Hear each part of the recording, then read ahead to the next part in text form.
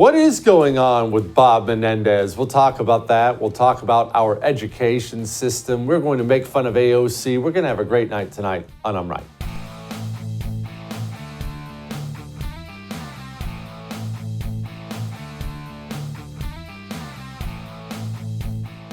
You know what's funny about politics, really about most things, is the people in any given industry, they know who the good people are, who the bad people are.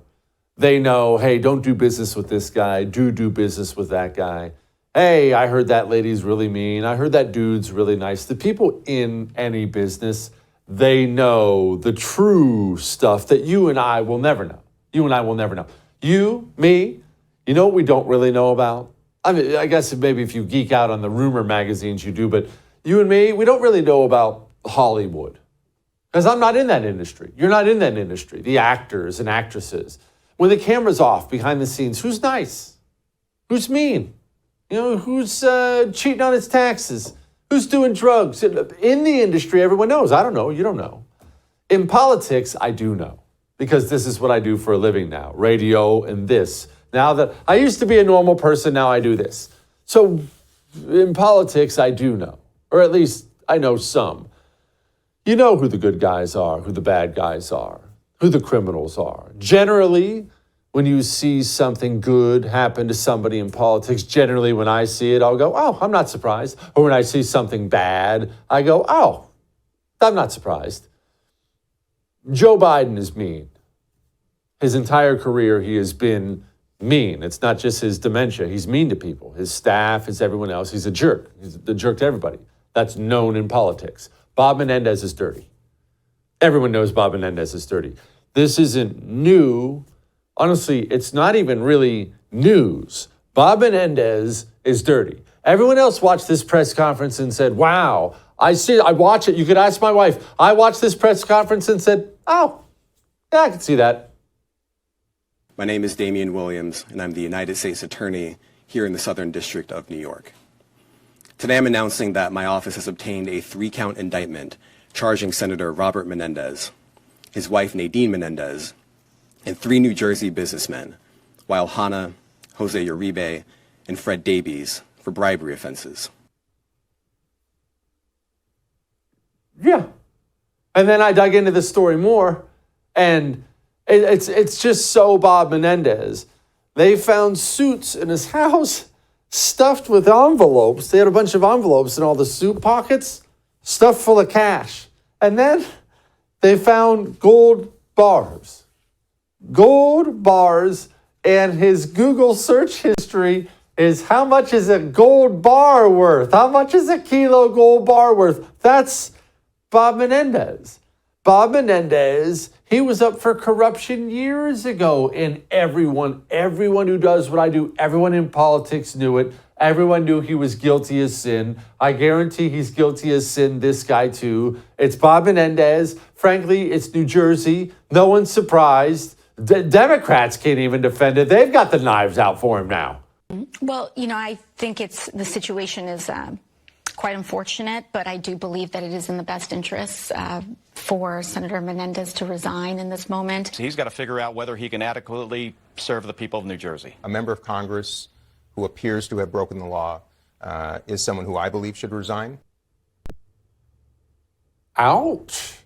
They are coming for this senator, huh? Joining me now, the great Dave Marcus, of course, columnist, author of the book Charade, about all the COVID lies, the endless COVID lies. All right, Dave, Menendez is a well-known scumbag in political circles. Everyone has known this guy has been dirty forever. None of this stuff shocked anybody. What is a little bit shocking for a lot of people is watching Democrats pile on right now. What exactly did this guy do, Dave? Well, I mean, it looks pretty bad. He allegedly basically sold influence to the government of Egypt, which paid him handsomely for it. Apparently, the FBI found $500,000 in cash and shoved around different places in his house. They also found gold bars. I think there might be an innocent explanation for that, though, Jesse. Maybe the senator is just a big fan of conservative talk radio. And in these uncertain times, wanted to make sure that he could diversify his assets. So look, this all looks really bad, Jesse. And the reason the Democrats are piling on is because they don't want to look like hypocrites, at least some of them. And it's a Democrat governor in New Jersey, so they really lose nothing if this guy's shown the door. Okay, well, I'm glad you brought that up. I would assume that too, right? It's New Jersey. It's going to be a Democrat. Who cares? It's blue. But Menendez is not particularly popular in New Jersey. He only won his last race by 3%. He is up for re-election. Chris Christie was a Republican governor there. Is this a winnable seat? Yeah, man. I mean, this is the Northeast. I mean, I grew up in Philly, and we used to say if our politicians didn't get indicted at least once, they weren't working hard enough. So, yeah, Northeast voters will look past an awful lot. Look, Menendez went through this before, right? He went on trial, and it was a mistrial. It was like 10-2 to acquit him. So he's going to try to fight through this regardless of AOC's virtue signaling. Dave, do you foresee this being a problem for Joe Biden? Okay, all of a sudden, they have their eyes on the DOJ. They have their eyes on Menendez. Joe Biden's got more problems. Does Joe Biden like this, or does Joe Biden hate this politically?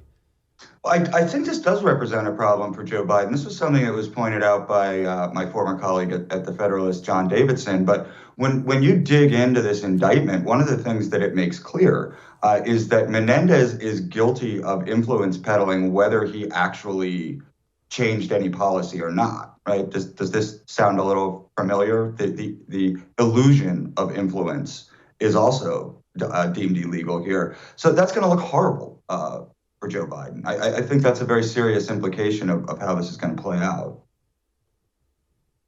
Dave, are our politics more corrupt than other people's? Politics historically is so corrupt. It's so dirty. It's not a uniquely American thing or Democrat thing or Republican thing. It's just the nature of the business.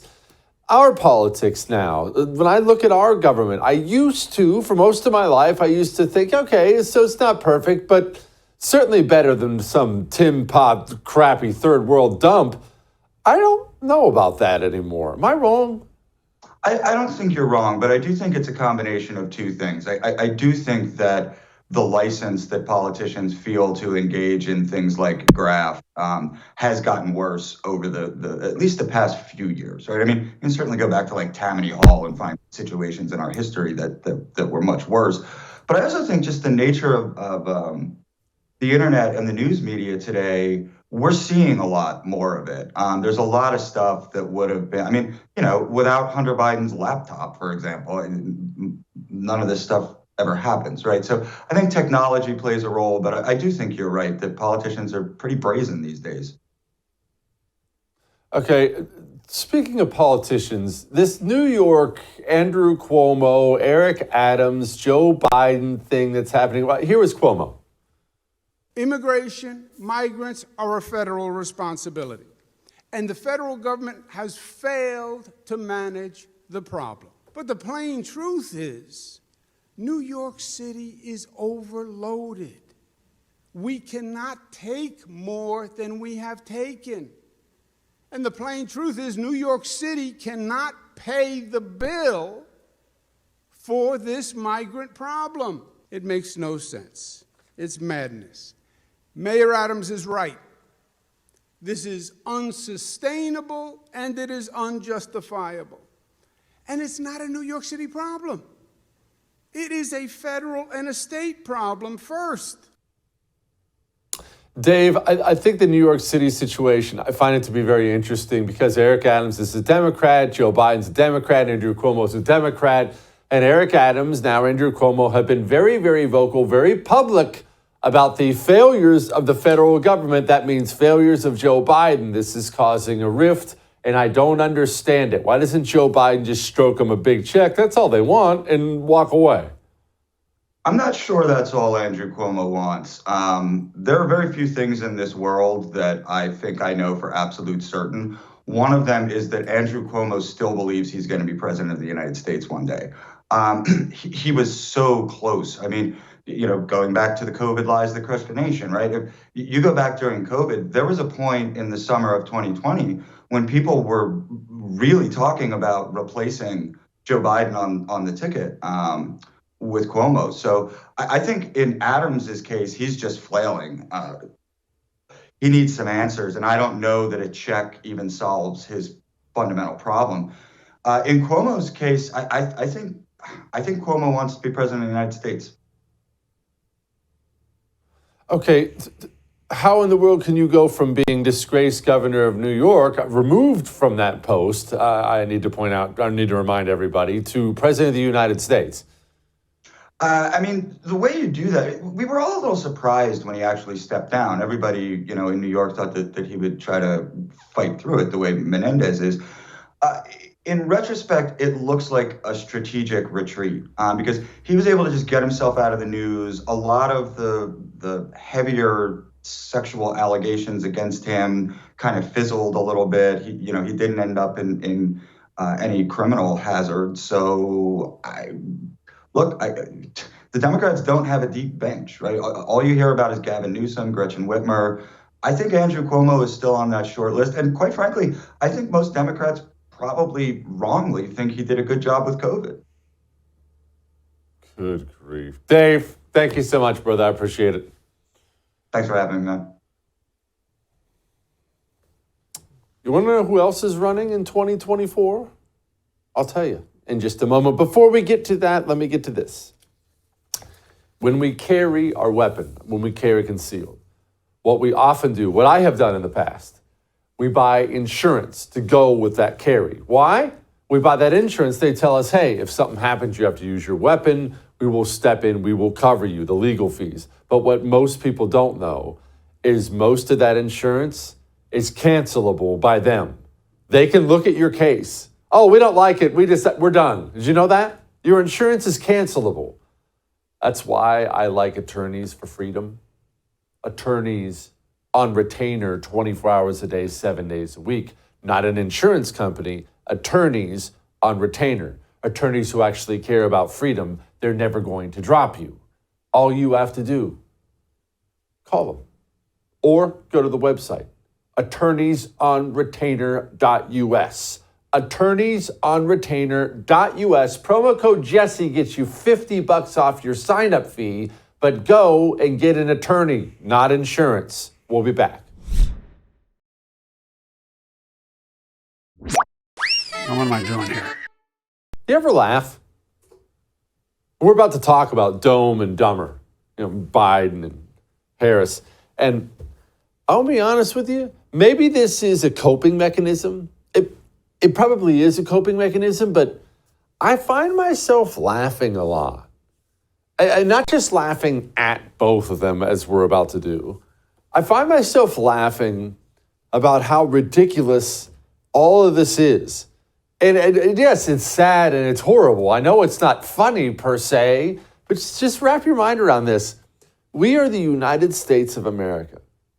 We are the United States of America, the number one country in the world.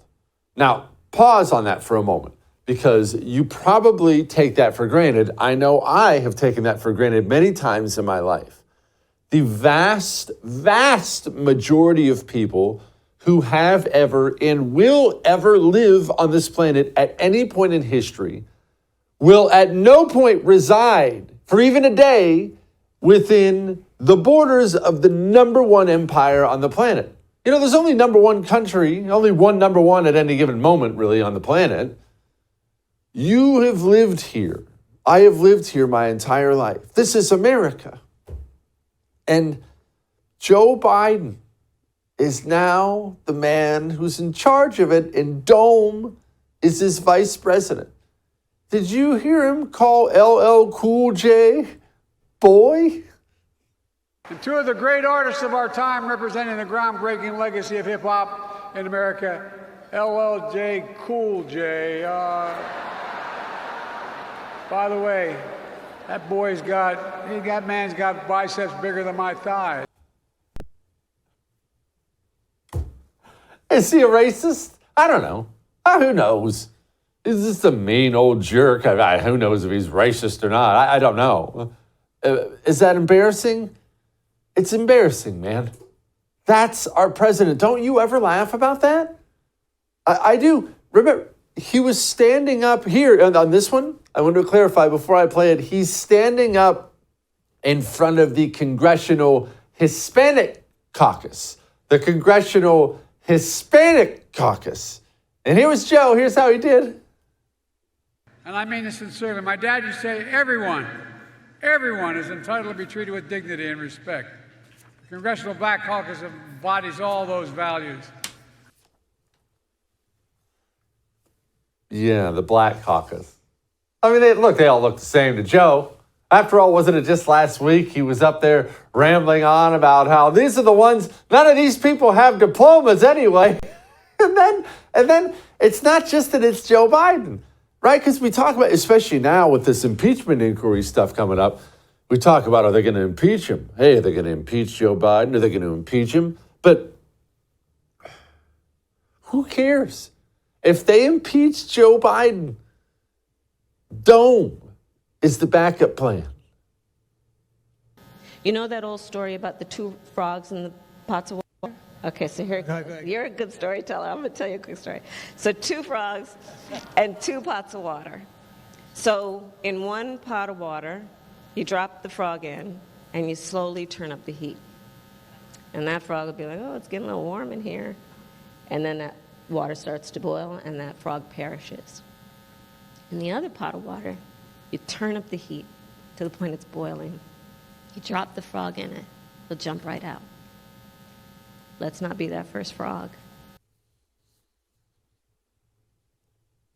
But you actually want to be the first frog because hold on.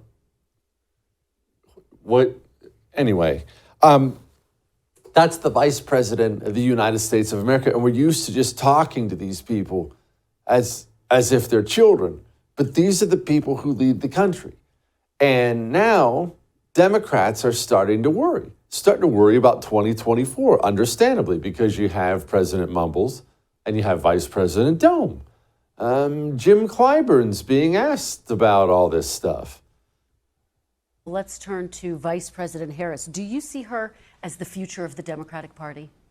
I see her as a part of that future, absolutely. Is she the future, though? Is she the future of the Democratic Party? Oh, she could very well be. And I look to her as a successor to this president. But I also know the history of that as well. It's not a given. You don't automatically move up. She'll have to compete going forward with whoever may have dreams and aspirations. And I think she will acquit herself well. Well, with a vote of confidence like that, keep in mind this is freshly on the heels last week of Nancy Pelosi being asked about, 8,000 times in an interview, hey, so what do you think about Dome? Hey, is it going to be Dome? And she was tap dancing around that answer. Then there's Clyburn there. Well, is she the future? Well, I mean, she's part of the future. Is she the one? I mean, she could be, certainly might be the one. All these things are very, very indicative. And I promise you, Dome is hearing all this. Some people, like Chris Cuomo, they're being a little bit more forward about the whole thing. You know how your polling goes. Yeah. You check every box that the current president doesn't for the people who are worried about him. I have deep respect, reverence for Joe Biden as a person, his character, his decency, and his capacity to do great things. That's why I'm not worthy of that conversation. This guy deserves it. And we, as members of the party, deserve to have his back. Yeah. He's even doing the good citizen thing now. I've never been more sure that he's running than I am right now. No, I really couldn't. And then he's doing the thing they're all doing. No, I shouldn't. No, I really couldn't. Then it'll be about next week. Okay, I guess I'll do it. Since everyone wants me to, we all see it coming. You want one last little tidbit of evidence that Gavin Newsom is running? I'll give you one. California is an insane place now. It sucks because it's a beautiful paradise. I've lived there. But it's an insane place now run by nutball communists, and it will circle the drain now for quite some time. And because it's an insane place, California, of course, had a bill sailing through the legislature. What did this bill say? It essentially said they can transition your child. They can chop your son's penis off behind your back. It's pretty much what it said. If you try to object, they'll take your kid away from you. That's what the bill said.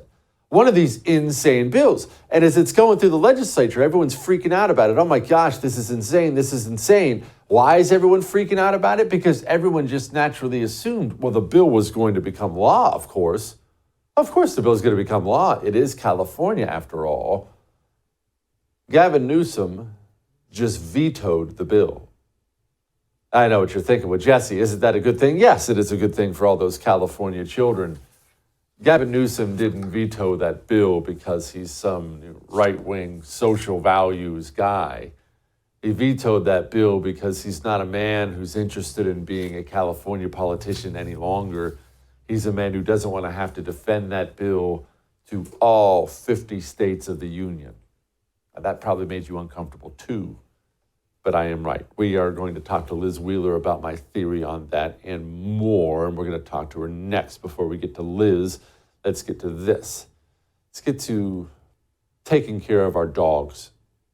We take care of ourselves, and we think we take care of our dogs, right? We think we get our dogs real nutrition with the dog food.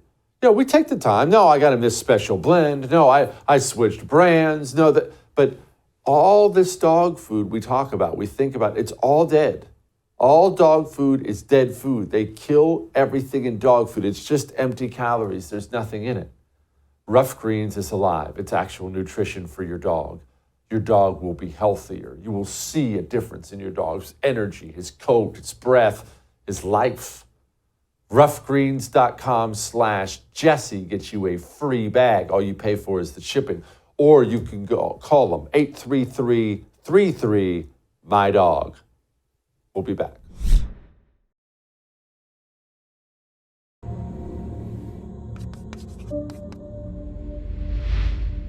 They are devastating this country. They are undermining children and veterans and seniors with the kind of cuts that they're proposing, and they're literally almost eliminating education in this country. Literally. They're literally doing it. Literally, and then literally almost. But she had to throw in that word, didn't she? Gosh, I can't take it anymore. Joining me now, the great Liz Wheeler of The Liz Wheeler Show and world-famous author a couple times over in the new book, Hide Your Children, which you should be doing from these freaks. Hey, Liz, are they literally taking away education? Is that what they're doing, Liz? I wish that we were literally taking over our education system and literally getting rid of it, because it's one of the only ways that we can get rid of this indoctrination. Unless, of course, Republicans were smart enough to use the education system the way it was intended, which was as an indoctrination center, but indoctrination of Christian and American values. If only Republicans were smart enough to do that. Liz, why aren't they smart enough to do that? Because they're not. They're useless, and I hate them. Why? Yes, I largely concur. Politicians are useless. We should dislike them all and be critical of every one of them in both parties. The reason why is because the Republican Party lost sight of what we believe. And what I mean by that is our constitutional heritage is a heritage to use our government to properly order society. We are supposed to acknowledge right and wrong as defined by Judeo-Christian morals. And yet, for the past 50 years, as these Marxists have been subverting and infiltrating our institutions, the Republicans have done little to nothing to fight back. I mean, quite obviously, that's why we're in this cultural insanity that we're in, because Republicans forget that the definition of liberty, and you and I, Jesse, I think we'd like to think that we live in a free country, although it's at risk. But Republicans in the Republican Party define liberty as the ultimate end for a country, whereas the true definition of liberty is the means to something greater. So if you define liberty as the ultimate end to something, then you would have to admit that drag queen story hour, where grown men are dressed up as sexualized versions of women gyrating in front of children, that would have to have some inherent morality to it, because they simply had the freedom to do it. And yet you and I know that that's not only grotesque, it's downright evil, which means that the actual definition of liberty must be that liberty is a means to something greater, and Republicans We're so good at pointing out what's bad, what's wrong. We've forgotten to define what's right and order our political agenda towards making our society achieve that. Liz, I don't think we want to define what's right. From what I see, we don't have the balls to define what's right, with all due respect. I think that it's a I don't want to get yelled at thing. It's easy to criticize, right? But they don't want to say what's right. They don't want to say this is what this should look like. This is what a secure border should look like. This is what a family should look like. They don't want to, because then once you've pointed that out, then you just open yourself up for more criticism. And Lord knows Republicans hate that. Well, of course, right. I mean, the second half of my book is a critique of the Republican Party. Like, we expect evil from Democrats, right? But we would hope that the Republican Party, which is supposed to serve as a bulwark against these evil people doing evil things, would be somewhat effective. They're not, because they'd rather embrace this idea of libertarianism because it gives them moral license to do whatever it is they want to do. But I mean, I was a libertarian when I was younger too. I think a lot of us were. I don't say this with animosity per se, but libertarianism simply doesn't work. I mean, think about the laws in our nation. We have laws right now that are purely for moral purposes. For example, children aren't allowed to walk on the floor of a casino. Why? Because it's physically harmful for them? No, because we all agree that it is a moral hazard. Republicans have forgotten that there is a just use of government to actually play offense and push our values, not force people to practice religion if they don't want to, but to order our society towards flourishing. Jesse, there's no such thing as neutrality. Republicans have fallen for this idea that if we remove morality from our legislative efforts and from our culture, that it'll just be this even playing field. But that's not the case. If we do not define the values that shape our culture, the left will, and that's exactly what's happening. You know what the difference? Well, one of the differences between men and women, Liz, I look behind you and I see all these nice books. Like, you wrote this book and there's all these books and it's all set up in this really nice decorative way. That's where your book is. My book is here too. And there's a stack of about 50 pieces of paper here. And then there's one copy of my book. It's on the desk over here, Liz. Yours is wallpapering behind you and this is where mine is. That's because Aubrey won't come into the studio anymore. She says it smells. Well, I mean, yes, you could have a little more decorative touch in your studio. Is it too much, Jesse, with all these books? Is it too much? Because earlier in the day, I actually had one of my books on the Liz Wheeler Show sign, but it kept falling and crashing in the middle of when we were trying to film. So I had to take it down. But the goal was to absolutely plaster the place with them.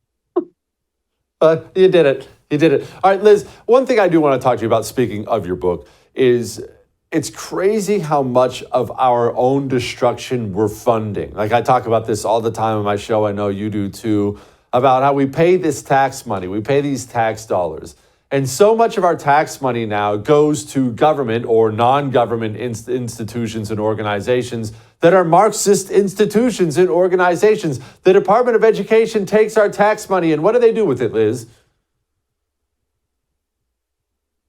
They indoctrinate our children. But the thing is, I don't think indoctrination is bad. I think it's a morally neutral concept. I think it's what's being indoctrinated into our children that determines it. This is what I challenge conservatives to do in my book. I really think that the only solution to this cultural insanity that we're experiencing is if we start playing offense, if we abandon this idea that liberty is license, and we have to use the just authority of government to push forward, to ban critical race theory, ban transgender ideology, educate children on the horrors of communism. We have to acknowledge the Judeo-Christian morals and truths, the objective reality that underpins our society. So the first half of my book I'm proud of. I name the names of the organizations and the people that are behind the attack on America's kids. But the second half of my book, I'm even prouder of. I think I'm going to get more pushback on the second half because it's going to rattle some conservatives who like to think conservatism is libertarianism. But I'm here to tell you that it is not.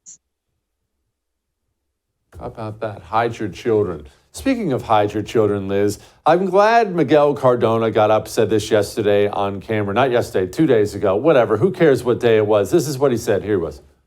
I respect differences of opinions. I don't have too much respect for people that are misbehaving in public and then acting as if they know what's right for kids.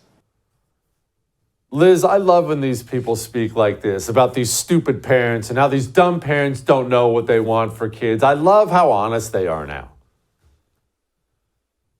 Yeah, he respects everyone's opinions as long as you agree with him, as long as you don't dissent from what he wants to do, then he respects your opinion. God forbid a parent have an opinion about their child's education. Listen, these people, one of the things that I mentioned in my book is we're so used to ignoring the fake news and the false narratives and the lies that come from Democrats and their mouthpieces in the mainstream media that we actually forget sometimes to listen to what they say, because Democrats actually do tell us what they believe. They do tell us what their goal is, and they tell us how they're going to strategically accomplish that goal. And one of the main things they're doing right now is trying to undermine parental rights at every turn, whether it's mentally or like mental health care, whether it's the transgender ideology. You know, you might lose custody of a child in California if you don't affirm their gender identity, whether it's wanting to ban homeschooling, whatever it is, whether it's declining a vaccine. They want to undermine parental rights because ultimately, if they are to achieve their goal, which is to take down the United States,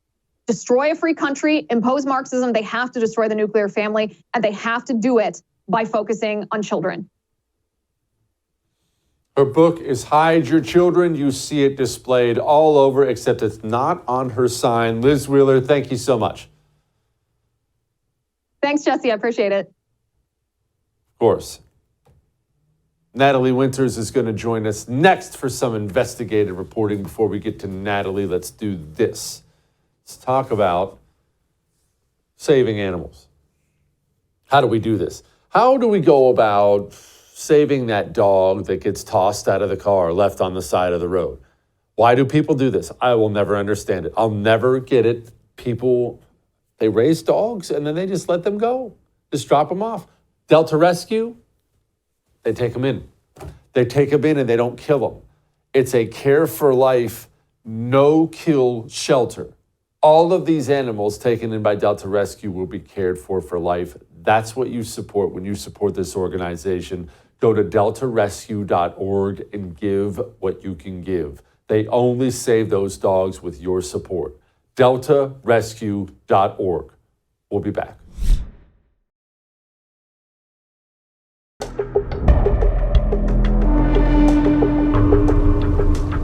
And you may have noticed a lot of people are focused on my age. Well, I get it, believe me. I know better than anyone. But there's something else I know. When I came to office, and this nation was flat on its back, I knew what to do. I vaccinated the nation and rebuilt the economy. Let's be clear, Kamala and I came into office determined to transform how the economy works. Change the way it literally functions.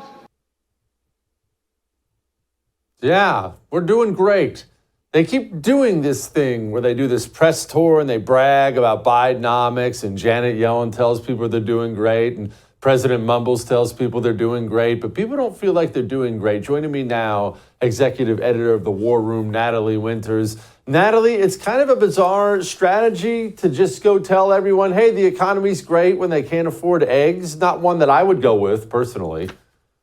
I think it's sort of the same strategy they took with the vaccines. Mandates aside, they went around telling everyone, oh, it's safe and effective, you should have to get it, but we're also going to simultaneously try to influence you through, media and social media censorship and put millions, if not tens of millions, billions of taxpayer dollars to try to force you into taking this vaccine. And I think it's sort of the same thing goes for Bidenomics. If it's so great, you shouldn't have to defend it so staunchly and so frequently. This, of course, coming on the heels of Joe Biden putting up a tweet trying to draw a contrast between MAGAnomics and, the far-right bomb throwers up on Capitol Hill, and, of course, Donald Trump himself, and Bidenomics. And it's so in your face. I think it's really an insult to our intelligence when they try to draw the distinctions between these two different approaches to fiscal policy, to the economy, because it's gaslighting, right? It's telling you not to believe the reality that you see with your eyes, that you feel with your pocketbook, that you feel with your checkbook. But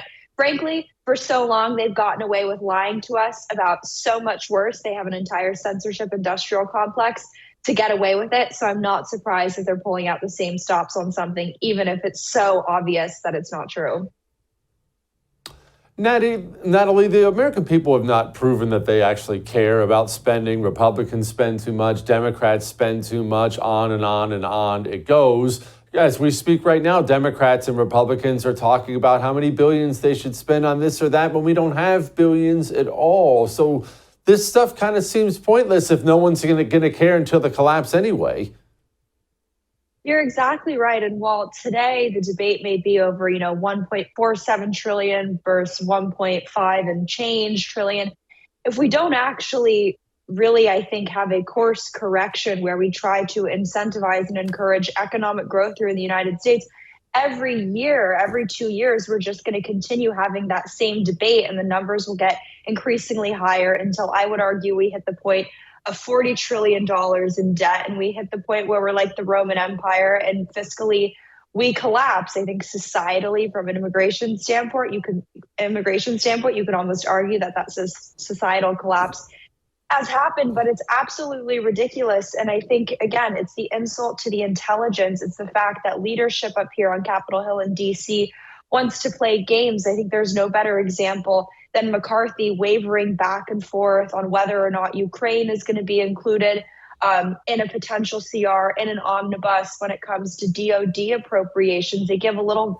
red meat to the base, and then you see 2 days later, they're actually, no, we're going to stuff the Ukraine training and billions of dollars to Ukraine. And it's an offense to the American people. But it goes back, it's the same strategy as Joe Biden. They know they can get away with it because empirically they always have.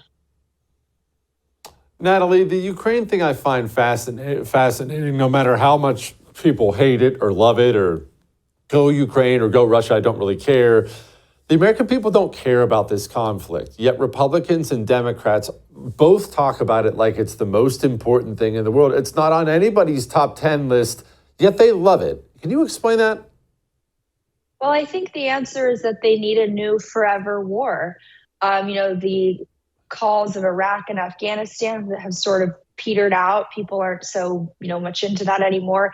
At least domestically, the new, counterterrorism threat is, Trump supporters and MAGA people. So it's not Islamic extremism. So the military industrial complex needs, some new grift, some new operation to make a bunch of money. I only wish that they saw our southern border as an opportunity, as a cash cow, and they would deploy, troops and weapons and whatnot there to secure the southern border.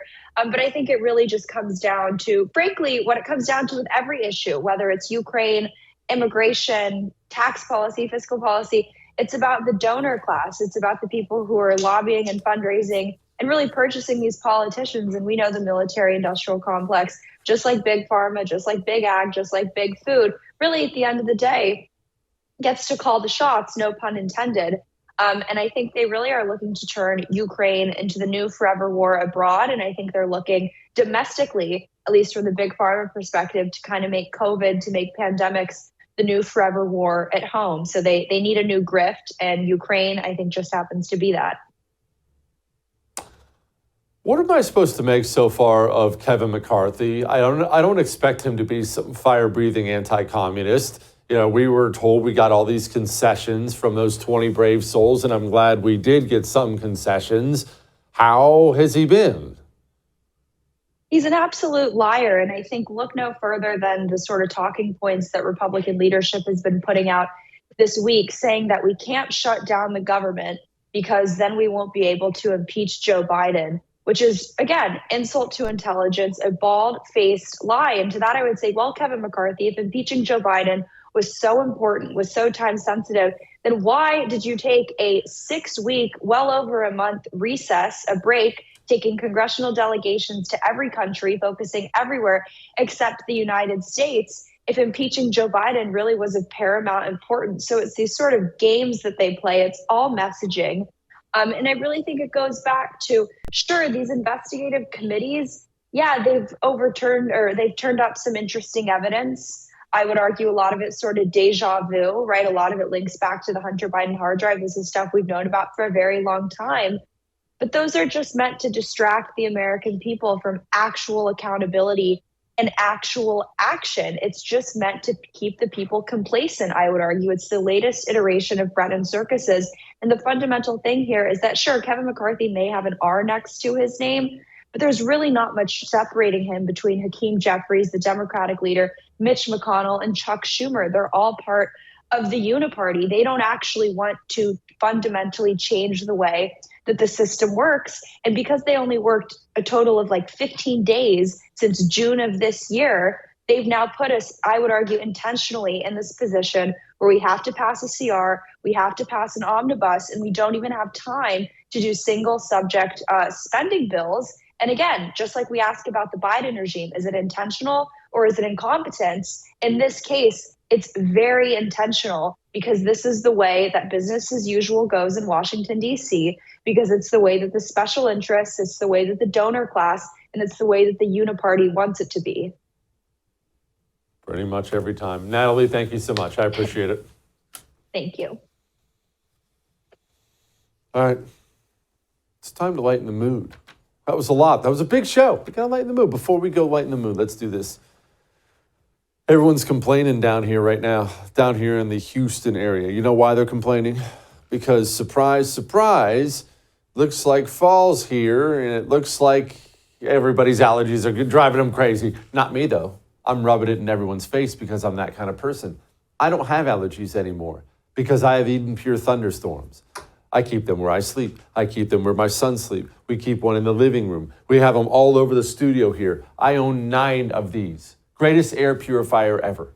Goes right in the outlet in the wall. It's just this little black box. It doesn't even hardly make any noise. It's not like the big towers. You will smell, you'll taste the difference in your air. Go, leave your room for an hour and come back after you plug one in and see what happens. EdenPureDeals.com. What does that get you? A 3-pack, $200 off. EdenPureDeals.com. We'll be back.